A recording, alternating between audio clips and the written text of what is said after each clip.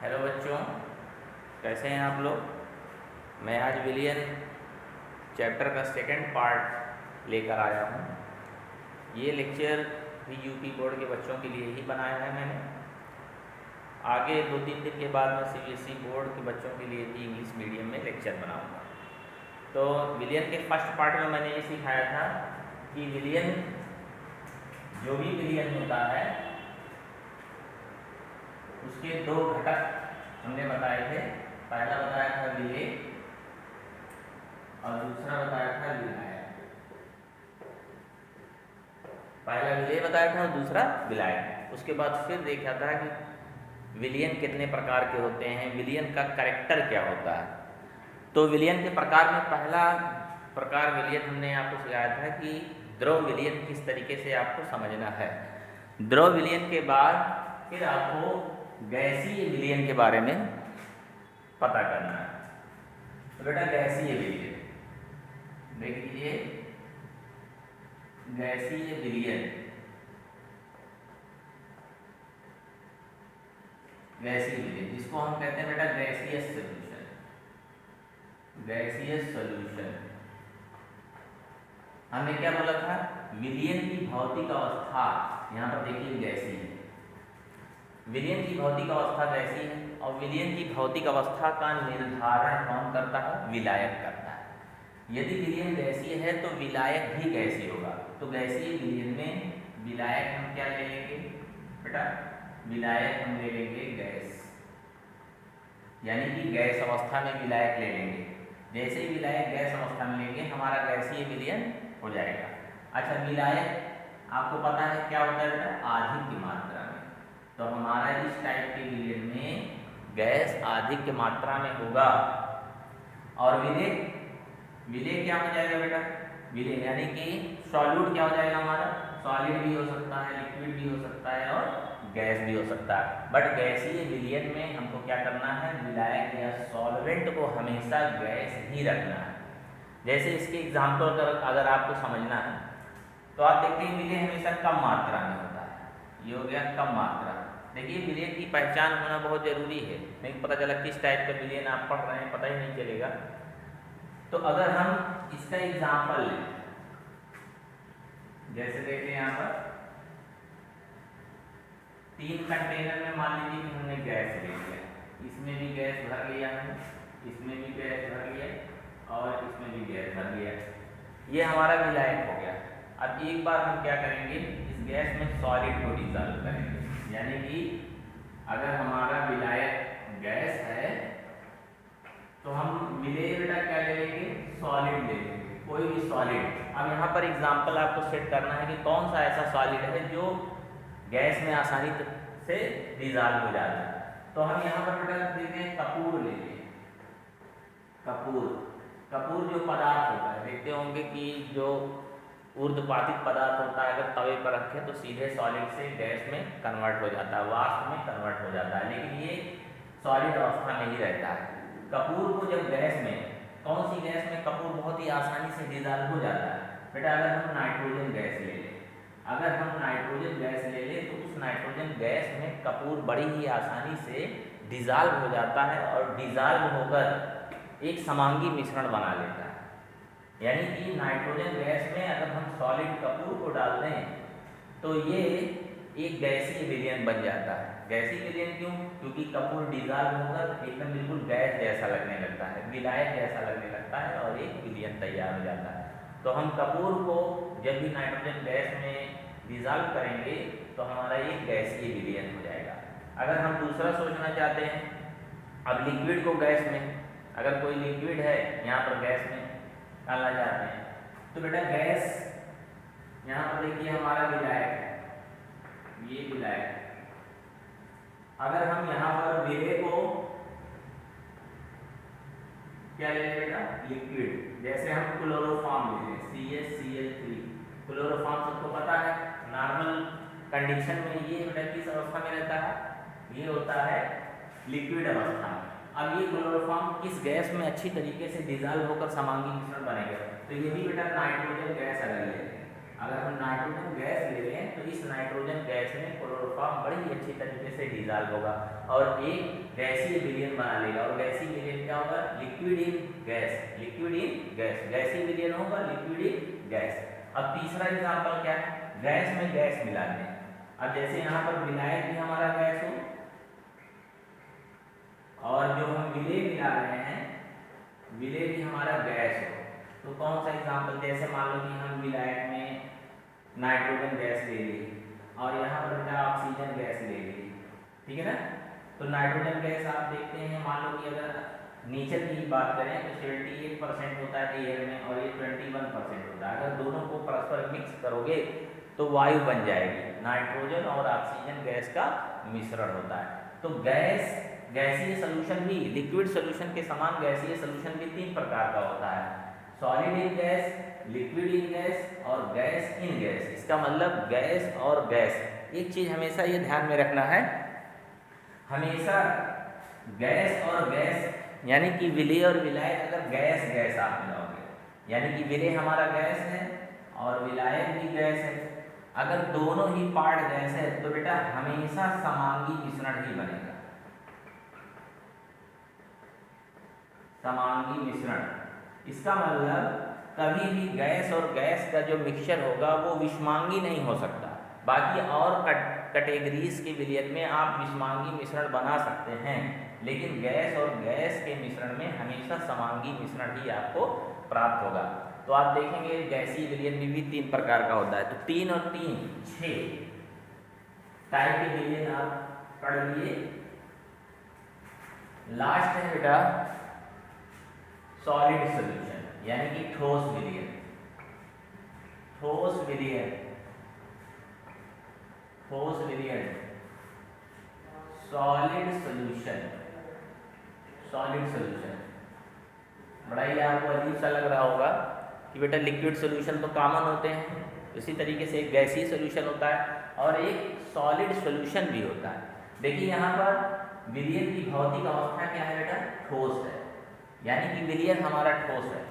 तो विलयन की भौतिक अवस्था का निर्धारण कौन करता है? विलेय या विलायक? तो आप बोलेंगे विलायक करता है। अगर विलयन ठोस है तो इसका मतलब इसमें विलायक किस अवस्था में लिया गया होगा? ठोस अवस्था में।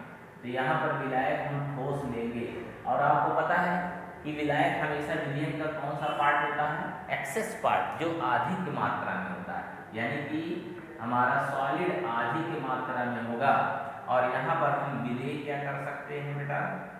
विलेय सॉल्यूट, इसको सॉलिड भी ले सकते हैं, लिक्विड भी ले सकते हैं और गैस। बट सॉलिड सॉल्यूशन में हमारा विलायक क्या होगा?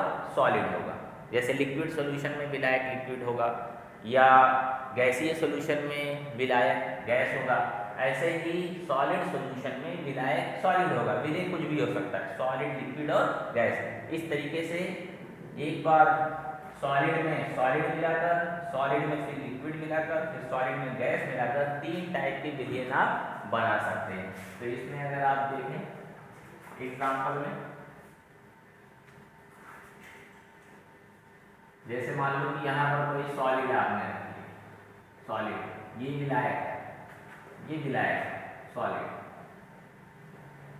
फर्स्ट टाइप में सॉलिड विलायक। अब इसमें आप विलेय मिलाना चाहते हैं, इसमें आप विलेय मिलाना चाहते हैं और वो भी पहले की स्थिति में सॉलिड विलेय मिलाना है। अब यहाँ पर आप देख लीजिए हम कौन सा ऐसा सॉलिड लेकर आए। जैसे आपने ये देखा होगा कि मिश्र धातुएं, मिश्र धातुएं क्या होती हैं? जब 2 या 2 से अधिक धातुओं का समांगी मिश्रण बन जाता है। जैसे हम सॉलिड में बेटा क्या कर लें? कॉपर ले लें, कॉपर। अगर हम कॉपर ले लें और इसको पिघला कर इसमें डाल दें, नॉर्मल कंडीशन में ये सॉलिड ही होता है, लेकिन पिघला कर इसमें डाल दें। और यहाँ पर बेटा हम टिन ले लें, टिन ले लें, ये भी सॉलिड होता है, इसको भी पिघला कर इसमें डाल दें।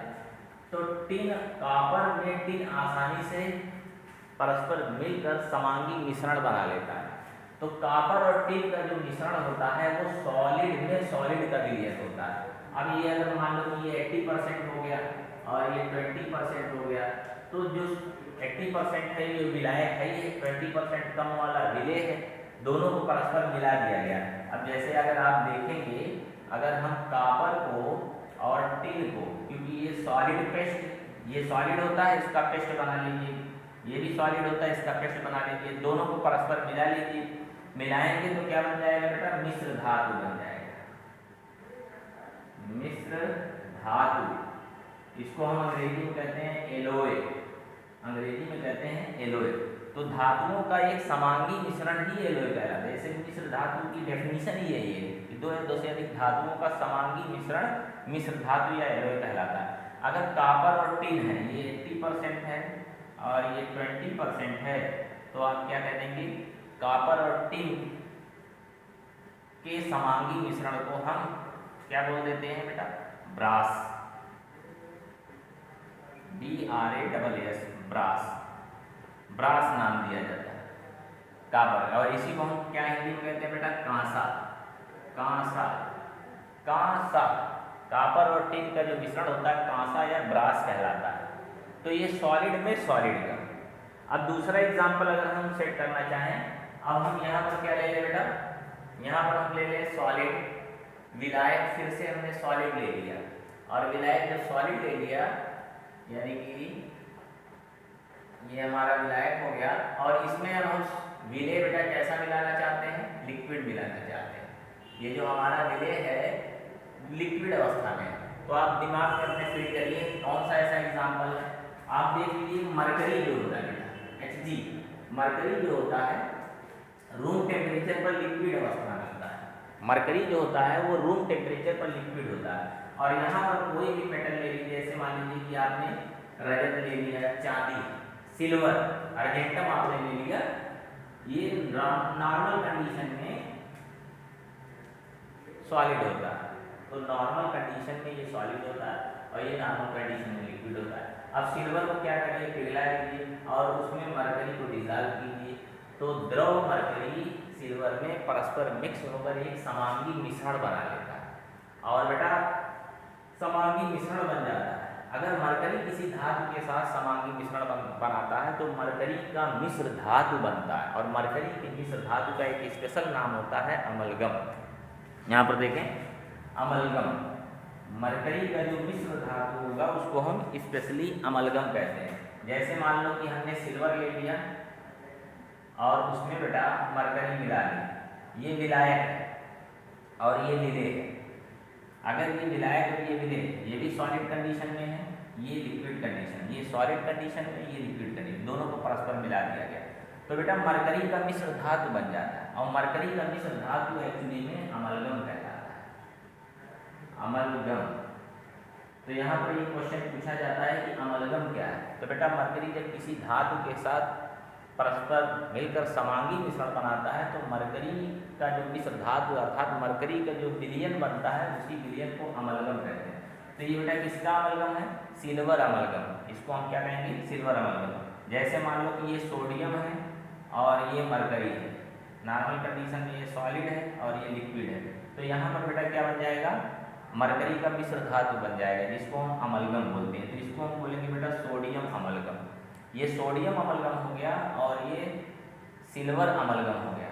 आपको पता है कि सिल्वर अमलगम का उपयोग कहाँ पर किया जाता है, डेंटिस्ट्री में, यानी कि डेंटल दांतों के इलाज में किया जाता है। जब आप फुड़ल्ले हो जाते हैं तो चांदी जो भरी जाती है एक्चुअली में चांदी और मरकरी का क्या होता है, मिश्र धातु यानी कि अमलगम भरा जाता है।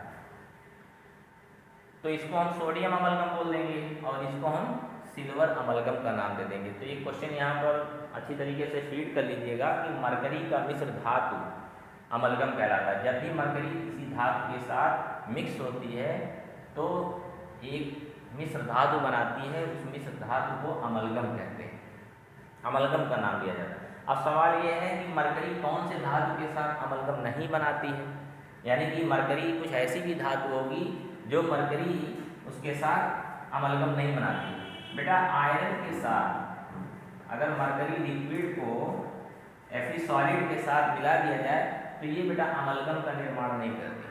तो मरकरी आयरन के साथ, आयरन धातु के साथ मिश्र धातु का निर्माण नहीं करती, यानी कि अमलगम नहीं बनाती है।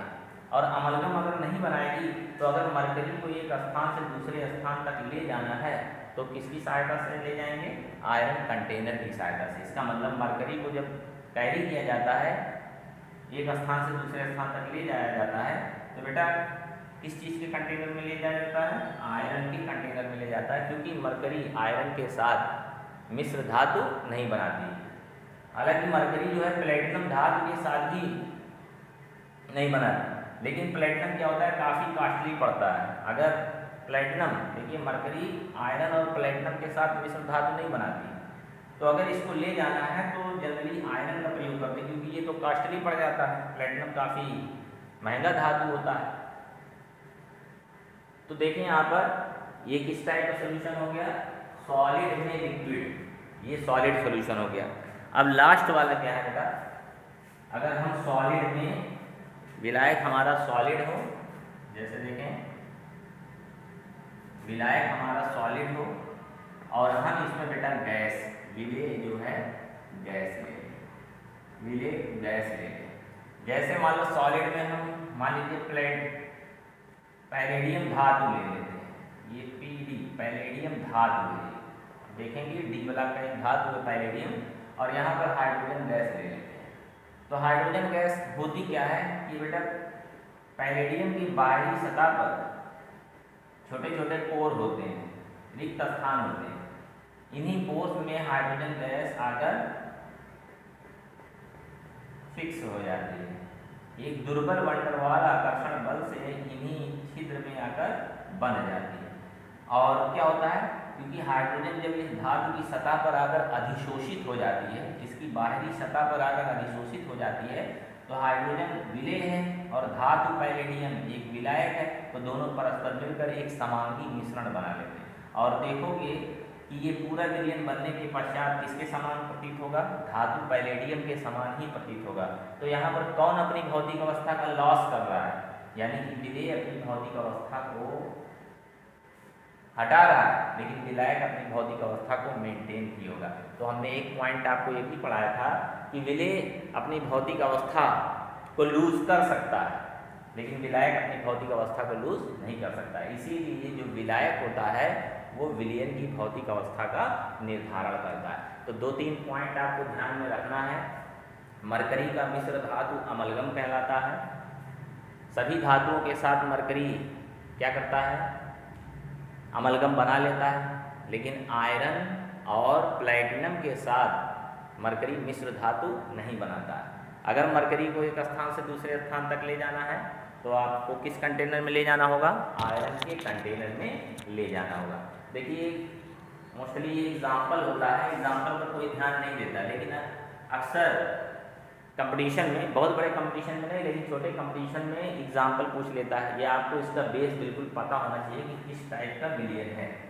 तो कुल आपने टोटल कितने टाइप के विलयन पढ़ लिए? 9 प्रकार के, यानी कि लिक्विड सोल्यूशन में 3 टाइप, फिर गैसीय में, फिर सॉलिड में 3 टाइप के विलयन पढ़ लिए। अब देखिए हमारा जो आज का जो मेन लेक्चर होगा वो विलयन की सांद्रता के बारे में होगा। विलयन की सांद्रता एक बहुत ही इम्पॉर्टेंट टॉपिक है इस चैप्टर का। अगर ये विलयन की सांद्रता आपने सीख लिया तो ये चैप्टर आपको आसान लगेगा। हालांकि आप देखेंगे कि इस चैप्टर में विलयन की सांद्रता से न्यूमेरिकल भी बनता है।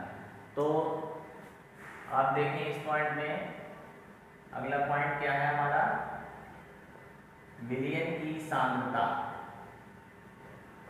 विलयन की सांद्रता इसको हम कहते हैं बेटा concentration of solution. Concentration of solution. Concentration of solution. तो विलयन की सांद्रता का क्या मतलब है? बेटा किसी विलयन के जो घटक होते हैं, अवयवी घटक जो विलेय और विलायक होते हैं, अगर हम उसी की मात्रा ज्ञात कर लें, जैसे विलेय को पता कर लें कि कितने अमाउंट में है, कितना आयतन है या कितना द्रव्यमान है, ऐसे विलायक को पता कर लें तो उसी को हम बोल देते हैं विलयन की सांद्रता। तो किसी भी विलयन में विलेय और विलायक की मात्रा या विलेय और विलायक का भार या आयतन को ही हम क्या कहते हैं? विलयन की सांद्रता कह देते हैं। तो विलयन की सांद्रता में सबसे पहले एक तुलनात्मक सांद्रता आती है, जिसको हम एक्चुअली में क्या कहते हैं, तन विलयन।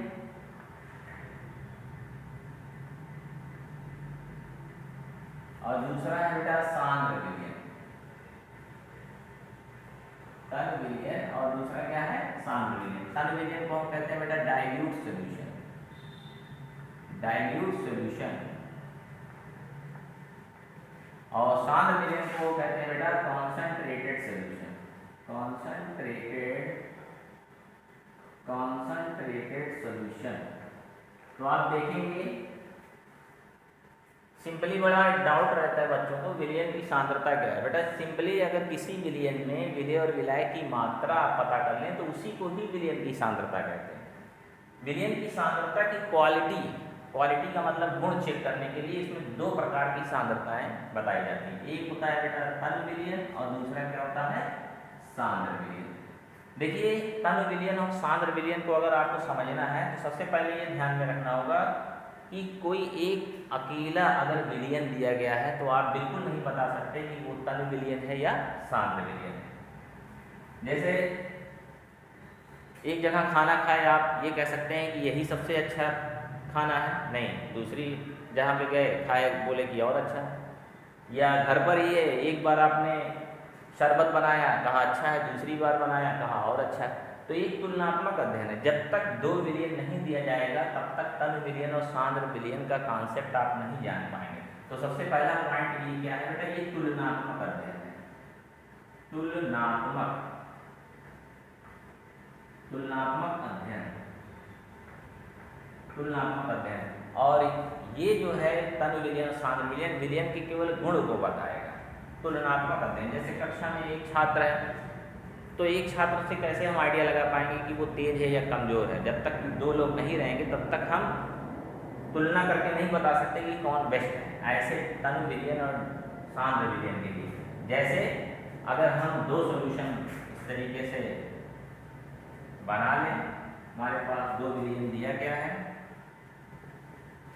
पहले हम दोनों विलयन में विलायक हमने वाटर ले लिया, सपोज कर लो विलायक वाटर ले लिया, यहाँ पर भी विलायक के रूप में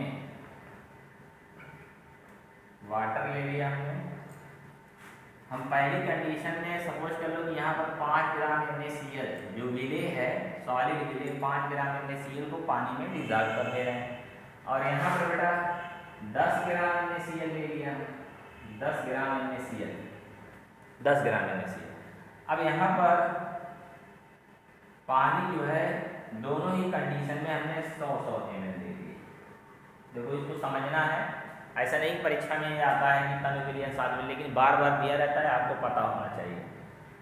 तो हम तन विलयन किसको कहेंगे, सांद्र विलयन की किसको कहेंगे। देखिए विलायक का जो मात्रा दोनों विलयनों में समान है, तो जब दिए गए विलयन में विलायक की मात्रा समान हो, यानी एक निश्चित विलायक हो, तो जिस विलयन में विलेय की मात्रा ज़्यादा होगी, यहाँ पर आप देख रहे हैं 10 ग्राम विलेय है और यहाँ पर क्या है 5 ग्राम, तो जहाँ पर विलेय की मात्रा ज़्यादा होगी उसको हम बोल देंगे बेटा सांद्र विलयन। तो ये वाला विलयन हमारा कैसा हो जाएगा, सांद्र विलयन। और जहाँ पर विलेय की मात्रा कम होगी उसको हम बोल देंगे तन विलयन। ये हमारा हो जाएगा तन विलयन। तो विलायक की एक निश्चित मात्रा में जिस विलयन में विलेय की मात्रा कम हो उसे तन विलयन, और जिस विलयन में विलेय की मात्रा ज़्यादा हो उसे सांद्र विलयन कहते हैं। तो एक सिंपल सा कॉन्सेप्ट है कि जिस विलयन में विलेय की मात्रा ज़्यादा हो उसे सांद्र विलयन, और विलेय की मात्रा कम हो उसे तन विलयन। लेकिन ये बेटा कैसा अध्ययन है, एक तुलनात्मक अध्ययन। और ये अध्ययन बेटा क्या करता है, विलयन की क्वालिटी केवल चेक करता है, यानी कि ये नहीं बताता एक्चुअली में इसमें कितना। जैसे आपने एक बार शरबत पिया कहा कम मीठा है, फिर दोबारा पिया कहा और मीठा है, तो आपको क्वालिटी पता चल गई, लेकिन ये नहीं आपने बताया कि कितना कितना है। तो केवल ये क्वालिटी चेक करने के लिए होता है कि कौन सा तन विलयन है और कौन सा सांद्र विलयन है। देखिए विलयन की सांद्रता में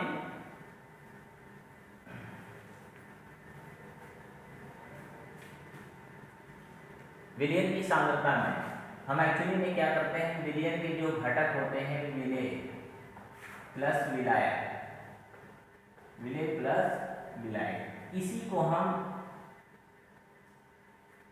कैलकुलेट कर लेते हैं किसी भी विलयन में विलय और विलय की मात्रा अगर पता कर लें तो उसी को ही हम विलयन की सांद्रता कहते हैं, विलयन की सांद्रता। अब देखिए यहाँ पर विलयन की सांद्रता के लिए कुछ पद होते हैं। यहाँ पर देखें विलयन की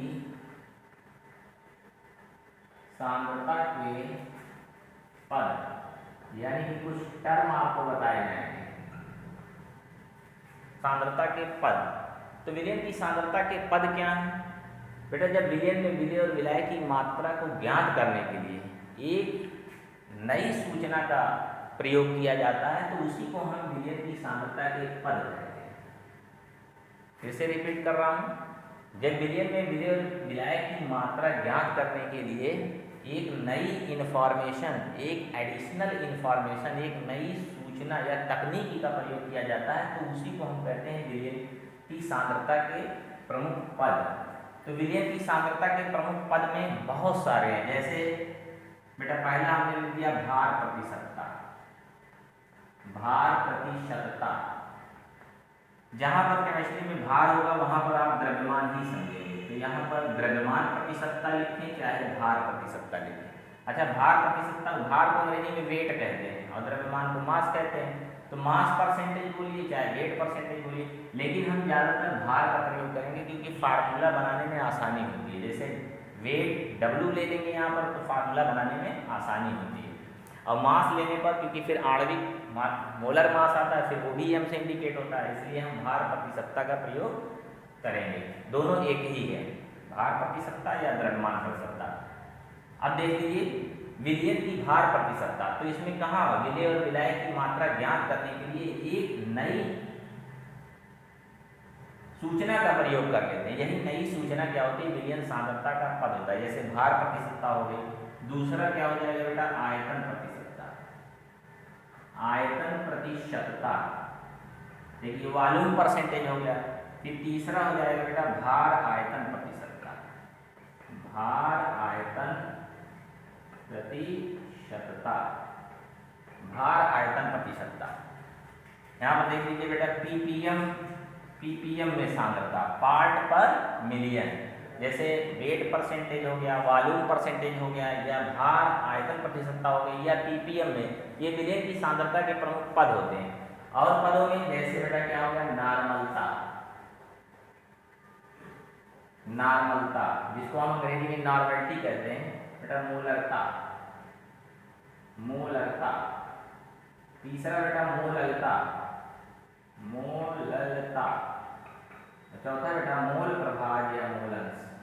मोल प्रभाज या मोल अंश। मोल प्रभाज या मोल अंश, देख लीजिए ये विलयन की सांद्रता के प्रमुख पद है। जैसे कभी ये भी पूछा जा सकता है, अक्सर एग्जामिनर ही पूछ लेता है कि विलयन की सांद्रता के पद कौन कौन से हैं। तो भार प्रतिशतता हो गया, आयतन प्रतिशतता हो गया, भार आयतन प्रतिशतता हो गया, पीपीएम में सांद्रता हो गया। जैसे आप देखिए नॉर्मलता यानी कि नॉर्मेलिटी हो गई, मोलरता मोलेरिटी हो गई, मोललता मोलेरिटी हो गई, मोल प्रभाज यानी कि मोल फ्रैक्शन हो गई। ये सब विलयन की सांद्रता के प्रमुख पद हैं। तो विलयन की सांद्रता का मतलब क्या हो गया? विलयन में विलय और विलय की मात्रा की गणना करना ही विलयन की सांद्रता कहलाता है। विलयन की सांद्रता के पद, विलयन में विलय और विलय की मात्रा की गणना करने के लिए जो एक अतिरिक्त सूचना का प्रयोग करते हैं, ये अतिरिक्त सूचना है। ये चार हो गई, ये चार हो गई, अतिरिक्त सूचना है। इन अतिरिक्त सूचनाओं को ही हम क्या कहते हैं बेटा? विलयन की सांद्रता के प्रमुख पद या टर्म्स का नाम दिया जाता है। अब देखिए यहाँ से आपका चैप्टर अब क्या होगा, यहाँ पर आप बहुत अच्छी तरीके से ध्यान लगाकर पढ़िए क्योंकि यहाँ से आपका न्यूमेरिकल पॉइंट ऑफ व्यू होता है। यहीं से आप चैप्टर को पिकअप करते हैं और इसका कुछ बेसिक पार्ट 11th में भी है। ये 11th का भी बेसिक पार्ट है जो कॉन्सेप्ट ऑफ केमिस्ट्री से लिया गया है, लेकिन यहाँ पर इस चैप्टर में आपको विलयन की सांद्रता के पदों के बारे में पढ़ना होगा। तो इसमें आप बहुत ही ध्यान लगा के पढ़िए। अगर आपका ध्यान हटेगा तो न्यूमेरिकल आपका सही नहीं होगा। जैसे मान लो कि पढ़ाई इस तरीके से भी कर सकते हैं कि बार बार उसको ध्यान से लिखें और कॉपी लेकर इसको नोट्स बना लें। कॉपी पेन लेकर बैठें और नोट्स बना लें, तो नहीं तो देखने के बाद ये लेक्चर भूल जाएगा। आपको कॉपी में नोट्स बनाना जरूरी है। अब देखें पहली प्रतिशतता हम देखेंगे भार प्रतिशतता। देखो बेटा, भार प्रतिशतता पहली कंसंट्रेशन की पद है भार प्रतिशतता। भार प्रतिशतता जैसे कि हमने बताया कि द्रव्यमान प्रतिशतता, इसको हम बोलेंगे बेटा दूसरी तरीके से, इसको हम कहते हैं भार बटे भार प्रतिशतता। भार बटे भार प्रतिशतता, भार बटे भार प्रतिशतता, इसको हम कहते हैं बेटा वेट बाई वेट परसेंटेज, या इसी को कह देते हैं भारानुसार। देखिए न्यूमेरिकल में बदल कर देता है, कभी भार प्रतिशतता देगा, कभी भार बटे भार प्रतिशतता देगा। भार बटे भार मतलब W/W परसेंटेज, इसको शॉर्ट में इस तरीके से इंडिकेट कर सकते हैं W/W परसेंटेज, भार प्रतिशतता। तो बेटा सभी प्रतिशतताओं को देखने के पहले हम कुछ टर्म यहाँ पर लिखेंगे विलेय, विलायक और विलयन के लिए, वो चीज़ आपको पता होना चाहिए। जैसे देख लो यहाँ पर, अगर हम 2 पार्ट विलयन के लिखते हैं, जैसे यहाँ पर विलयन के 2 पार्ट, पहला विलेय और दूसरा विलायक। तो अगर हम विलेय को हम ए कैटेगरी में, जब भी ए लिखेंगे तो आप समझ जाना विलेय की बात हो रही है, और विलायक के लिए हम बी का इंडिकेशन करेंगे, और जब भी बी लिखेंगे तो आप समझ जाइएगा कि विलायक की बात हो रही है। तो यहाँ पर अगर हम मान लो कि WA लिखे, तो इसका मतलब क्या हो जाएगा, विलेय का द्रव्यमान, ये बेटा ग्राम में लेंगे, विलेय का द्रव्यमान, ध्यान में रखिए, नोट कर लीजिएगा, विलेय का द्रव्यमान, WA का मतलब विलेय का द्रव्यमान। और यहाँ पर बेटा अगर लिखेंगे WB, तो ये क्या हो जाएगा, विलायक का द्रव्यमान, किसमें लेंगे आप, ग्राम, विलायक का द्रव्यमान। अगर हम बेटा यहाँ पर VA लिखे, तो ये क्या हो जाएगा, विलेय का आयतन, ये किसमें लेना है बेटा, ml में। और यहाँ पर अगर VB लिख दिए, तो ये क्या हो जाएगा, विलायक का आयतन, ये भी किसमें लेंगे बेटा, ml में। तो A का मतलब विलेय के लिए, B का मतलब विलायक के लिए। और अगर हम यहाँ पर Na लिख दिए बेटा, n का मतलब क्या है, आपने 11 में पढ़ा होगा, मोलों की संख्या, तो ये किसके मोलों की संख्या है, विलेय के मोलों की संख्या। और Nb बेटा क्या हो जाएगा, विलायक के मोलों की संख्या। अच्छा, मोल कैसे निकालते हैं, मोल निकालते हैं भार बटे अणु भार, यानी कि यहाँ पर अगर आप भार ग्राम में रखेंगे, तो यहाँ पर क्या हो जाएगा बेटा, ग्राम अणु भार। जैसे भार को हम W से इंडिकेट कर रहे हैं, अणु भार को अंग्रेजी में मॉलिक्यूलर मास कहते हैं, तो यहाँ पर M से इंडिकेट करते हैं, W/M, भार बटे अणु भार। तो ये किसका हो जाएगा, A का, और अणु भार भी किसका हो जाएगा, A का, क्योंकि मोल किसके हैं बेटा, विलेय के। तो विलेय का अगर हम Na लिखेंगे तो WA/Ma, इसी तरीके से यहाँ पर क्या हो जाएगा बेटा, WB/MB, इसका मतलब विलेय का भार बटे विलेय का अणु भार, विलेय का भार बटे विलेय का अणु भार। तो इस तरीके से आपको ध्यान में रखना है, विलेय के लिए हम A टर्म लेंगे और विलायक के लिए B टर्म, और विलयन के लिए, क्योंकि सॉल्यूशन कहते हैं इसको, S टर्म। जैसे यहाँ पर WS लिख दिया, तो ये क्या हो जाएगा, विलयन का द्रव्यमान। अगर हम VS लिख दिए तो विलयन का आयतन हो जाएगा। अगर हम NS लिख दिए तो विलयन के मोलों की संख्या हो जाएगी।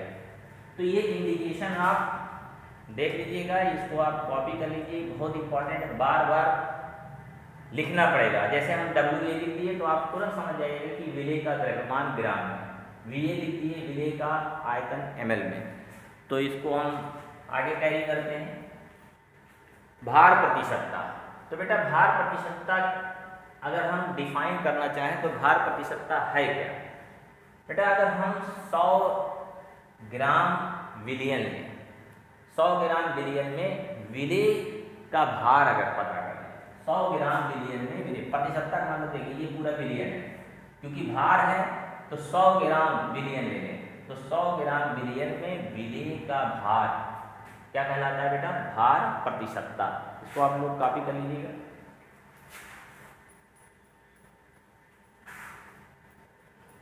तो कैसे इंडिकेट करेंगे बेटा? ये क्या हो जाएगा? 100 ग्राम बिलियन में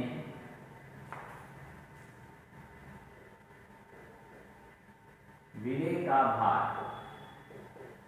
देखिए विलेय का भार तो कितने ग्राम बिलियन में? 100 ग्राम बिलियन। ये परसेंटेज जो दिया गया 100 ग्राम बिलियन। 100 ग्राम, ग्राम में विलेय का भार देखना है। भार किसमें देखेंगे आप? ग्राम में ही देखेंगे। तो 100 ग्राम बिलियन में विलेय का भार क्या कहलाएगा बेटा? भार प्रतिशतता, या भार बटे भार प्रतिशतता, mass percentage, wait percentage, weight by weight percentage. तो आप इसको कैसे इंडिकेट करें? जैसे मान लीजिए कि यहाँ पर हमने लिख दिया 40%, एग्जाम्पल से देखें, 40% NaOH बिलियन, ये NaOH बिलियन दिया गया है, और यहाँ पर लिखा है 40% NaOH, 40% भार बटे भार बिलियन। तो इसका क्या मतलब हो गया? 40% भार बटे भार NaOH बिलियन, NaOH बिलियन, ठीक है। तो 40% भार बटे भार NaOH बिलियन का मतलब क्या होता है? कि हम 100 ग्राम बिलियन लें, इसका बिलियन NaOH का, और उसमें कितना ग्राम NaOH घुला हुआ है? 40 ग्राम। 40 ग्राम NaOH है NaOH के बिलियन। देखिए NaOH यहाँ पर क्या होगा? विलेय होगा, और NaOH का विलयन, इसका मतलब जो अगला बचा है 60% वो विलायक होगा। पता नहीं है तो हम वाटर को मान लेंगे कि इसका मतलब NaOH को पानी में घोल कर NaOH का विलयन बनाया गया है। तो 40% भार बटे भार NaOH का मतलब ये होता है कि 100 ग्राम NaOH बिलियन, NaOH बिलियन में NaOH विलेय का भार 40 ग्राम। देखिए यहाँ पर 40% भार बटे भार NaOH विलयन का मतलब क्या हो गया? कि 100 ग्राम NaOH का विलयन है, और उसमें NaOH विलेय का भार, NaOH यहाँ पर विलेय है, और NaOH विलयन का मतलब यहाँ पर होगा NaOH और प्लस वाटर, यानी कि कोई भी विलायक यहाँ पर। विलयन का मतलब क्या हो गया? NaOH प्लस वाटर, जिसके साथ ये मिलाकर समांगी मिश्रण बनाया गया है। तो NaOH विलेय का भार, तो विलेय के भार को हम कैसे इंडिकेट करते हैं? यहाँ पर क्या लिख सकते हैं बेटा? WA, इसका मतलब NaOH, यानी कि विलेय का भार कितना हो गया बेटा? 40 ग्राम। और हम क्या लिख सकते हैं? WS, विलयन का भार। किसका भार बेटा? विलयन का भार कितना लिख सकते हैं? 100 ग्राम। तो अगर हमको WB चाहिए, WB का मतलब क्या होता है बेटा? विलायक का भार। अगर विलायक का भार चाहिए तो आपको पता है कि सॉल्यूशन कैसे बनता है, यानी कि जब हम विलयन तैयार करते हैं, जब हम विलयन तैयार करते हैं तो क्या क्या चीजें मिलाते हैं? विलेय प्लस विलायक, विलेय और विलायक मिलाते हैं। तो ऐसे अगर हम पूरा विलयन का भार देखेंगे तो विलेय का भार WA प्लस WB। अगर हमको विलायक का भार निकालना है तो विलयन के भार में से विलेय का भार निकाल देंगे, इसका मतलब WS माइनस WA कर देंगे। इसका मतलब कितना हो जाएगा बेटा? 100 माइनस 40 बराबर कितना हो जाएगा? 60 ग्राम। 60 ग्राम। तो सिंपली आप क्या ध्यान में रखेंगे? भार प्रतिशतता का मतलब क्या होता है? कि 100 ग्राम विलयन में विलेय का भार, 100 ग्राम विलयन में विलेय का भार। जैसे हम 40% भार बटे भार NaOH लिख दिए, तो इसका मतलब हो गया कि 100 ग्राम NaOH का विलयन है, और उसमें NaOH जो विलेय है उसका भार 40 ग्राम। तो बेटा जो NaOH मिली है उसका भार 40 ग्राम, विलयन का भार 8 ग्राम। तो विलायक का भार क्या होगा, विलयन में से विलय को निकाल देंगे, ये कितना हो जाएगा बेटा 60 ग्राम, 60 ग्राम। तो यहाँ पर देखें वेट परसेंटेज के लिए हम एक फार्मूला अगर निकालें कि वेट परसेंटेज कैसे निकाला जा सकता है। तो यहाँ पर क्या हो जाएगा, W/W परसेंटेज, इसका मतलब क्या हो गया बेटा भार प्रतिशतता। तो भार प्रतिशतता का फार्मूला क्या होता है कि WA/WS गुणे कितना कर देंगे बेटा 100, WA/WS गुणे 100। अगर आपको भार प्रतिशतता निकालनी है तो विलेय का भार, ये का मतलब क्या बेटा विलेय का भार बटे क्या हो जाएगा विलियन का भार, ये ग्राम में गुणे क्या कर देंगे 100, तो आपका आ जाएगा भार प्रतिशतता। तो भार प्रतिशतता को काउंट करने के लिए सीधे क्या करेंगे बेटा, विलेय का भार ऊपर, विलियन का भार नीचे, गुणे कितना हो जाएगा 100 हो जाएगा। तो ध्यान में ये डाटा विलेय और विलियन से निकलेगा, तो विलायक का आप विलियन में से घटाकर निकाल लीजिएगा। तो ये फार्मूला है, फार्मूला किसका है बेटा भार परसेंटेज का। अच्छा इस भार परसेंटेज में देख लीजिए दो चीजें, अगर इसकी हम यूनिट देखें इकाई, इस भार परसेंटेज की इकाई देखें तो विलेय की मात्रा ये भी ग्राम में बेटा, ये भी ग्राम में, तो ग्राम ग्राम कट जाएगा, तो इसका मतलब मात्रक विहीन राशि, मात्रक विहीन राशि, यानी कि जो भार प्रतिशतता होता है उसका कोई मात्रक नहीं होता। दूसरी कंडीशन में देखिए इस फार्मूले में केवल भार आया है, विलेय का भार, विलियन का भार। अगर आप टेम्परेचर को बढ़ाते घटाते हैं तो बेटा द्रव्यमान में कोई अंतर नहीं आता, इसका मतलब विशेष प्रसार नहीं होगा। तो ऐसी सांद्रताएं जिसमें बेटा आयतन ना आए, केवल द्रव्यमान ही हो, आयतन ना आए, क्योंकि आयतन आएगा वॉल्यूम होगा, तो टेम्परेचर बढ़ाओगे तो वॉल्यूम उसका क्या हो जाएगा बढ़ जाएगा। जैसे पानी होगा टेम्परेचर बढ़ाओगे तो वाष्पित हो जाएगा, वॉल्यूम उसका बढ़ेगा। लेकिन सॉलिड की कंडीशन में टेम्परेचर पर कोई इफेक्ट नहीं पड़ता। तो यहाँ पर ये सॉलिड है, ये भी सॉलिड है, इसलिए ये क्या होगा टेम्परेचर से प्रभावित नहीं होगा। ये सांद्रता हमारी ताप के द्वारा प्रभावित नहीं होगी, यानी कि ताप पर आश्रित नहीं होगी, टेम्परेचर इंडिपेंडेंट राशि होगी। तो ये बेटा पहला आपको बताया गया कि भार प्रतिशतता आप कैसे निकालेंगे। बार बार हम रिपीट कर रहे हैं, ए का मतलब विलेय, बी का मतलब विलायक, WA विलेय का भार, WS विलियन का भार या द्रव्यमान। यहाँ पर WA क्या है बेटा विलेय का भार या द्रव्यमान ग्राम में, और यहाँ पर WS है विलियन का भार या द्रव्यमान, ये भी बेटा किसमें ग्राम में। तो 2-3 पॉइंट इसमें आपको रहेगा, मात्रक विहीन राशि है और टेम्परेचर पर ये डिपेंड ही नहीं कर रहा, क्योंकि फार्मूले के पद में आप देखेंगे कि दोनों ही द्रव्यमान है, और मास जो होता है द्रव्यमान होता है वो ताप के द्वारा प्रभावित नहीं होता, यानी कि उसके आयतन में कोई परिवर्तन नहीं होता। तो पहली प्रतिशतता आपने पढ़ ली बेटा भार प्रतिशतता। अब दूसरी प्रतिशतता क्या है बेटा आयतन प्रतिशतता। दूसरी प्रतिशतता है हमारी आयतन प्रतिशतता। आप इसको अच्छी तरीके से पढ़िए। आप देखें ध्यान आपका हटेगा तो बहुत मुश्किल हो जाएगी इस चैप्टर में।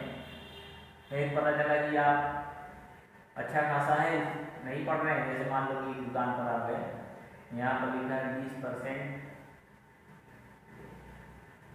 तो जो होशियार रहेंगे तो जान जाएंगे क्या लिखा है, लेकिन जो कम बुद्धि वाले प्राणी रहेंगे कहेंगे कि 20% साले हैं।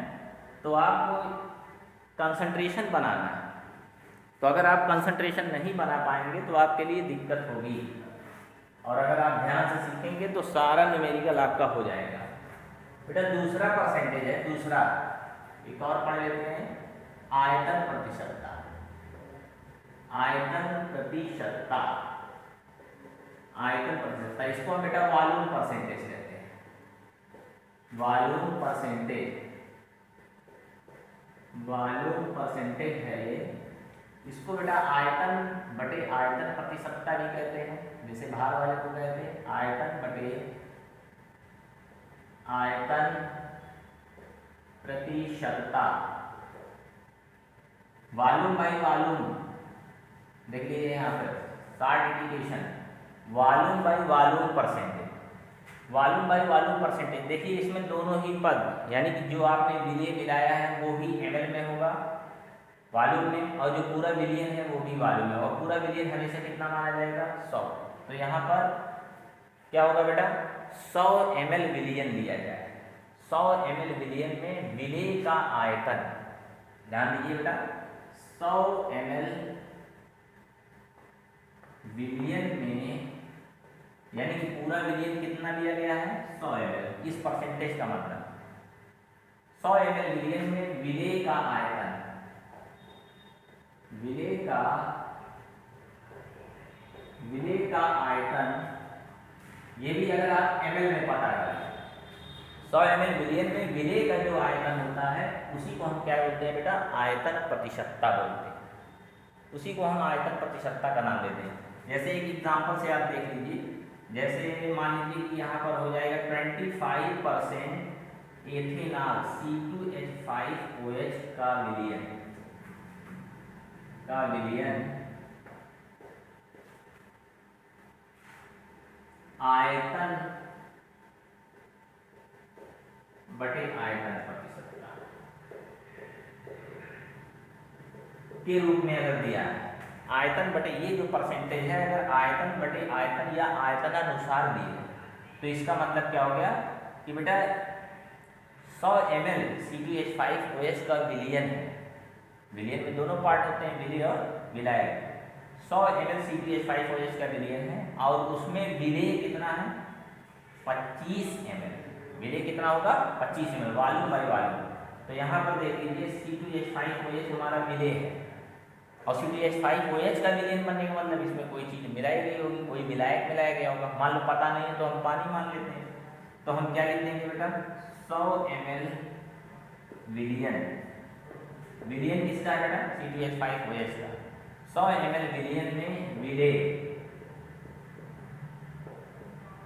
विलेय का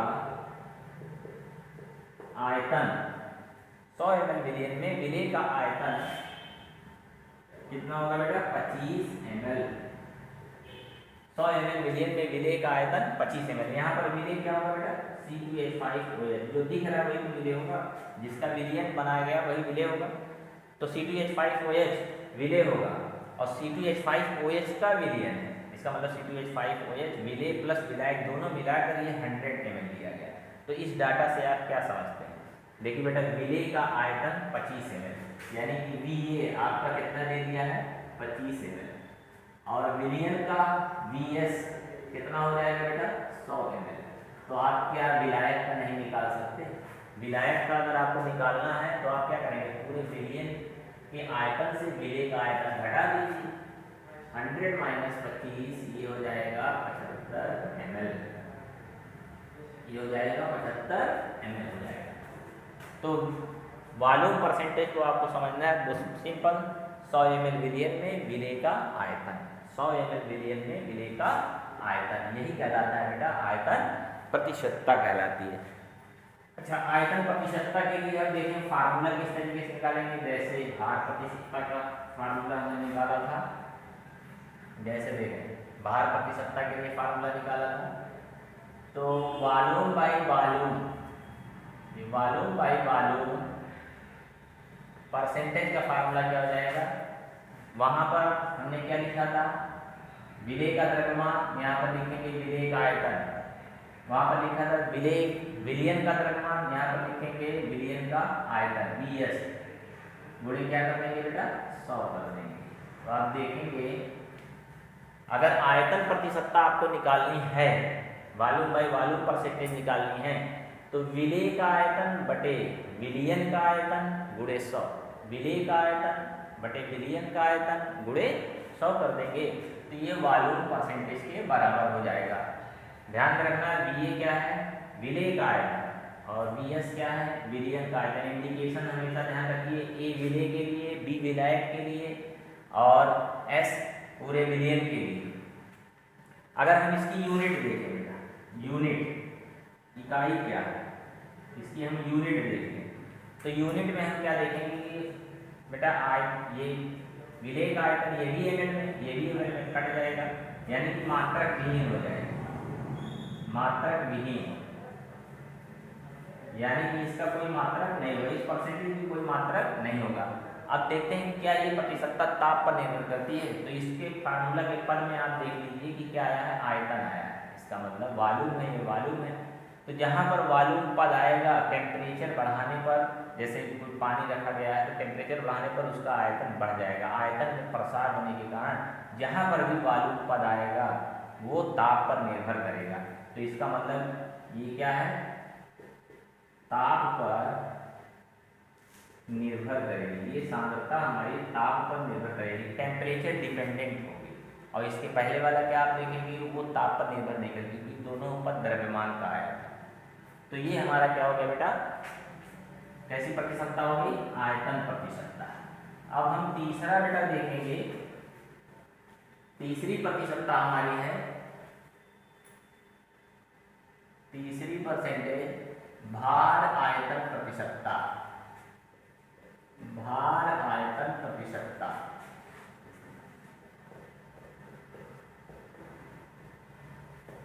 इसको हम कहते हैं बेटा वेट वॉल्यूम परसेंटेज, या हम ऐसे करते हैं वेट बाई वॉल्यूम परसेंटेज।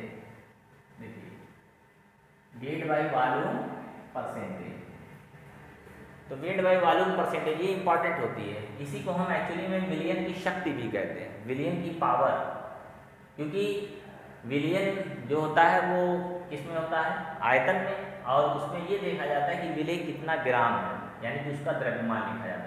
तो यहाँ पर क्या होगा बेटा, 100 ml विलियन में विलेय का भार, अगर हम 100 ml विलियन ले लें, हमेशा देखिए आइडियल कितना होगा, 100 ग्राम या 100 ml, क्योंकि वॉल्यूम नीचे है, तो ये वॉल्यूम जो नीचे है ये विलियन के लिए है। तो ये 100 ml विलियन में, 100 ml विलियन में विलेय का, अब यहाँ पर देखिए W है, विलेय का भार देखिए, ये ग्राम है, विलेय का भार ग्राम है। अगर हम 100 ml विलियन में विलेय का भार पता कर लें, 100 ml विलियन में विलेय का भार पता कर लें, तो उसी को हम बोल देते हैं बेटा भार आयतन प्रतिशतता, भार आयतन प्रतिशतता है। देखिए एग्जाम्पल से, जैसे अगर हम यहाँ पर लिख दिए 60% यूरिया NH2CO NH2, 60% यूरिया, और यहाँ पर लिख दिए वेट बाई वॉल्यूम परसेंटेज है। ये हमारा जो दिया गया है ये परसेंटेज, ये कैसा है, वेट बाई वॉल्यूम। तो इसका मतलब क्या हो गया, जो यूरिया का विलियन कितना है, 100 ml, यूरिया का जो विलियन है वो 100 ml है, और उसमें विलेय कितना है, 60 ग्राम, यानी कि विलेय यहाँ पर क्या है बेटा, यूरिया, यूरिया विलेय। और यूरिया का विलियन बनाने का मतलब यूरिया को किसी विलायक में घोला गया है, विलायक पता नहीं तो वाटर ही आप समझेंगे। अब यहाँ पर आप क्या करेंगे कि 60% NH2CO NH2 weight by volume percentage दिया होगा, तो इसको आप समझने की कोशिश करें कि ये है क्या। तो आप लिखेंगे 100 ml विलियन है हमारा, 100 ml विलियन में विलेय,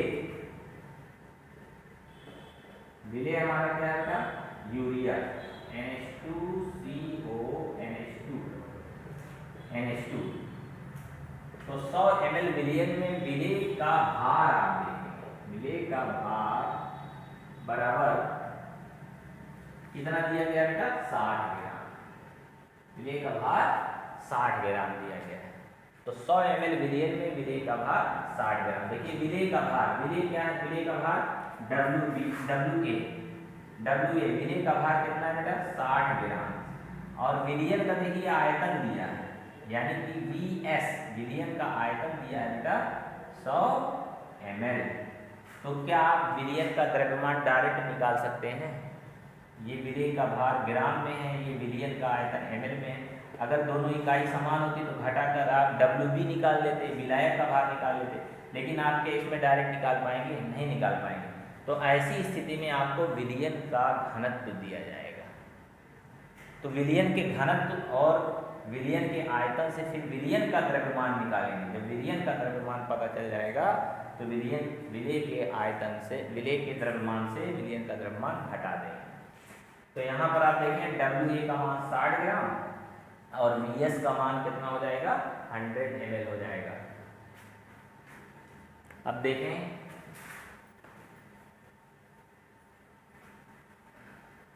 अगर हम यहाँ पर लिख दें बेटा 25%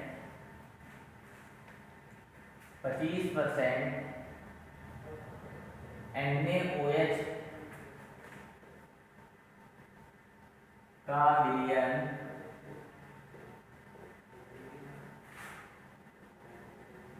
भार बटे आयतन प्रतिशतता के रूप में दिया गया है। भार बटे आयतन परसेंटेज के रूप में दिया गया 25 ml NaOH का विलयन। तो यहाँ पर आपको अगर हम, ये क्वेश्चन है, तो अगर हम यहाँ पर बोले WA कितना है, विलय का द्रव्यमान कितना है, WB कितना है, विलायक का द्रव्यमान कितना है, और WS विलयन का द्रव्यमान कितना है। यहाँ पर देखिए विलय का भार कितना है, विलायक का भार कितना है और विलयन का भार कितना है। तो आप इस डाटा से क्या निकालें, 25% NaOH का विलयन भार बटा आयतन। तो आप क्या लिखेंगे बेटा, 100 ml, क्योंकि देखिए भार बटा आयतन है, 100 ml विलयन। 100 ml विलयन में विलय का भार कितना है बेटा, 25 ग्राम। 25 ग्राम। देखिए इस डाटा से क्या, विलय का भार यानी कि आपको WA तो पता चल गया 25 ग्राम, और विलयन का आयतन, विलयन का देखो 100 ml विलयन है, तो विलयन का आयतन यानी कि VS पता चल गया 100 ml। लेकिन क्या WB आप निकाल सकते हैं, WS कैसे निकालेंगे, WB कैसे निकालेंगे, भार कैसे निकालेंगे, क्या इसमें से घटा देंगे, नहीं। तो इसके लिए आपको यहाँ पर विलयन का घनत्व दिया जाएगा क्वेश्चन में। यहाँ पर दिया है विलयन का घनत्व DS, डेंसिटी ऑफ सॉल्यूशन, मान लो कि 1.2 दे दिया है ग्राम पर लीटर। विलयन का घनत्व DS 1.2 लीटर कर दिया। अब आपको पता है कि विलयन का घनत्व आपको पता है और विलयन का आयतन पता है। विलयन का घनत्व पता है, विलयन का आयतन पता है। तो आप जानते हैं घनत्व बराबर क्या होता है, द्रव्यमान बटा आयतन। द्रव्यमान बटा आयतन। तो अगर हम डेंसिटी ऑफ सॉल्यूशन ले लेंगे, द्रव्यमान भी किसका हो जाएगा, विलयन का द्रव्यमान हो जाएगा, विलयन का आयतन VS हो जाएगा। तो डेंसिटी, अब हम यहाँ पर देखिए WS विलयन का भार निकाल सकते हैं। तो WS विलयन का भार क्या हो जाएगा बेटा, डेंसिटी ऑफ सॉल्यूशन गुणे वॉल्यूम ऑफ सॉल्यूशन। तो डेंसिटी कितनी है बेटा, 1.2 इंटू वॉल्यूम कितना है बेटा, 100। तो ये कितना हो जाएगा, 120 ग्राम। देखिए अगर आपको विलयन का घनत्व दिया है और विलयन का आयतन पता है, तो विलयन का द्रव्यमान आप कैसे निकालेंगे, विलयन का घनत्व गुणे विलयन का आयतन, पूरा कर देंगे 120 ग्राम। अब आप निकाल सकते हैं WA आपका कितना है बेटा, 25 ग्राम, और WS कितना आ गया है, 120 ग्राम। तो आप WB निकाल सकते हैं, विलायक का भार निकाल सकते हैं। विलायक का भार कितना हो जाएगा बेटा, 120। पूरे विलयन में से विलय घटा दीजिए तो विलायक का आ जाएगा 120 माइनस ये हो जाएगा 25, ये हो जाएगा 95 ग्राम। 95 ग्राम।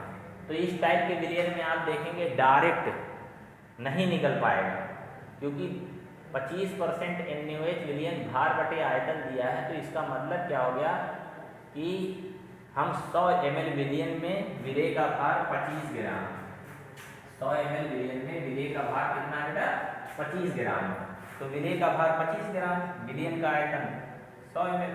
तो क्या विलायक का द्रव्यमान निकाल सकते हैं, नहीं। तो क्वेश्चन में आपको क्या दिया जाएगा, विलयन का घनत्व दिया जाएगा। विलयन का घनत्व 1.2 ग्राम, घनत्व बराबर द्रव्यमान बटा आयतन। तो विलयन का घनत्व बराबर विलयन का द्रव्यमान बटे विलयन का आयतन हो जाएगा। तो यहाँ पर WS विलयन का द्रव्यमान कैसे निकालेंगे, विलयन का घनत्व गुणे विलयन का आयतन, विलयन का घनत्व 1.2, विलयन का आयतन 100 ml 120 ग्राम ये हो जाएगा विलयन का द्रव्यमान। विलय का द्रव्यमान इतना, विलयन का इतना, तो विलायक कैसे निकालेंगे बेटा, पूरे विलयन में से विलय को निकाल देंगे तो क्या हो जाएगा बेटा, विलायक का द्रव्यमान।